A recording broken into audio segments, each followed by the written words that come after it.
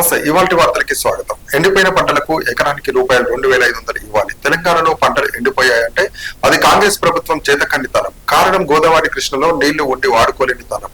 కారణం రాష్ట్ర రైతాంగానికి కేసీఆర్ బీఆర్ఎస్ పార్టీ అండగా ఉంటుందని కేటీఆర్ తెలిపారు. ఎండల వల్ల పంట ఎండిందని ముఖ్యమంత్రి అంటాడు. బోర్ల కింద ఎండిపోతే మాకు బాధ్యత లేదని బాధ్యత రాహిత్యంతో ఇరిగేషన్ మంత్రి మాట్లాడతాడు. మేము రాష్ట్ర ప్రజల తరపున, రాష్ట్ర రైతుల తరపున ముఖ్యమంత్రిని, ప్రభుత్వాన్ని ఒకటే అడుగుతా ఉన్నాం. ఇవాళ పంటలు ఎండినాయంటే దానికి మీ చాతగాంతనం కారణం. గోదావరిలో నీళ్లుండి, కృష్ణల నీళ్లుండి వాడుకోలేని తెలివి తక్కువతనం కారణం. చెరువులు నింపలేని తెలివి తక్కువతనం.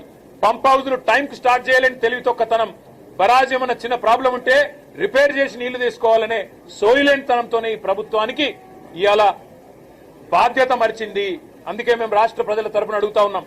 ఎక్కడెక్కడైతే పంట ఎండిపోయిందో ఎకరానికి 25,000 రూపాయల చొప్పున వెంటనే ఈ బడ్జెట్ లో డబ్బులు కేటాయించి నష్టపరిహారం రాష్ట్ర ప్రభుత్వమే చెల్లించాలి. రాష్ట్రంలో లక్షలాది ఎకరాల్లో పంట ఏదైతే ఎండుతుందో దానికి ఖచ్చితంగా ఈ ప్రభుత్వం రైతులకు క్షమాపణ చెప్పాలి. ఇలా భూగర్భ జలాలు అడుగంటున్నాయంటే ఖచ్చితంగా దానికి కారణం ఈ ప్రభుత్వమే. చెరువులు నింపకపోవడం, ఇష్టం వచ్చినట్టు చెక్ డ్యాములు నింపకపోవడం, ఇష్టం వచ్చినట్టు ఇసుక తోడుకోవడానికి, కేవలం ఇసుకతో దోపిడీ కాంగ్రెస్ నాయకుల జేబులు నింపడానికి మీరు చేసిన నిర్వాహకం అనే కారణం ఇవాళ గుర్తుపెట్టుకోవాలని కోరుతూ, రాష్ట్ర రైతాంగానికి కేసీఆర్ గారు ఉన్నారు, బీఆర్ఎస్ ఉన్నది. మేము భరోసాను ఇస్తూనే ఉంటాం, మీ తరఫున కొట్లాడుతూనే ఉంటాం. ఎక్కడెక్కడైతే పంటలు ఎండుతున్నాయో ఆయా ప్రాంతాల్లో పర్యటించి రైతుల్లో మనోధైర్యాన్ని నింపడానికి మేము ప్రయత్నం చేస్తూనే ఉంటామని చెప్పి కూడా తెలియజేస్తూ